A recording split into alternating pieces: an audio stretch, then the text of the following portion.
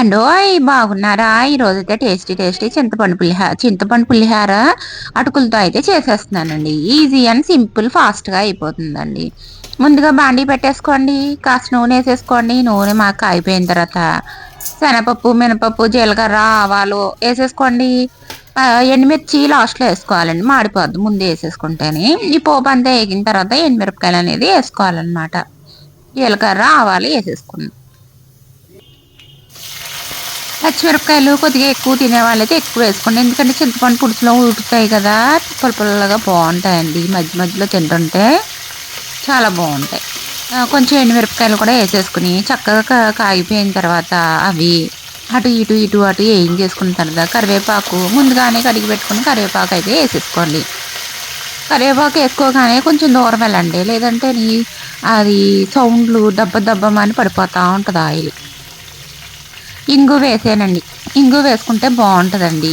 ఇంగు వద్దనుకున్న వాళ్ళు స్కిప్ చేసేసుకోండి. తర్వాత నిమ్మకాయ అంత చింతపండు అయితే నానబెట్టేసానండి, అది వేసేసుకోండి. అటుకులు మనం పావు కేజీకి చేస్తున్నానండి, కడిగేసుకుని పక్కన పెట్టేసుకోవాలి నీళ్ళు లేకుండా అనమాట.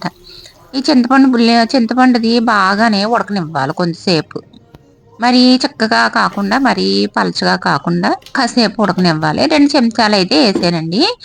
ఏంటది సాల్ట్, 1 చెంచా పసుపు వేసానండి, చిన్న చెంచాలు కదా. అలాగా అయిపోయిన తర్వాత మనం నానబెట్టుకున్నాం కదండి, నానబెట్టుకోవడం అంటే కడుక్కుని పక్కన పెట్టుకున్నాం చూసారా, అవి నానిపోతాయి అన్నమాట అటుకులు. అవి వేసేసుకోండి. అవి వేసేసుకున్న తర్వాత చక్కగాని కలిపేసుకుని ఇంకా స్టవ్ అనేది ఆఫ్ చేసేసుకోవడమే అండి. 1 నిమిషం అయిన తర్వాత చూపిస్తాను.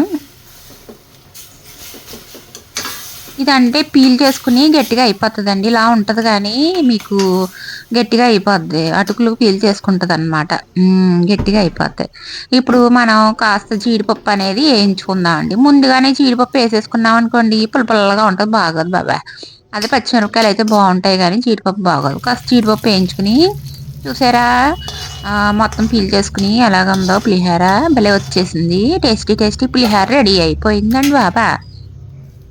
ఇప్పుడు జీడిపప్పు అది కలిపేసుకుని శుభ్రంగా ప్లేట్లలో పెట్టేసుకుని ఆ పచ్చిమిరపకాయలు నంచుకుంటాని కొంచెం తింటా ఉంటాం. మరి సూపర్ టేస్ట్ అదుర్సు. ఒకసారి ట్రై చేయండి అలా. Thank you.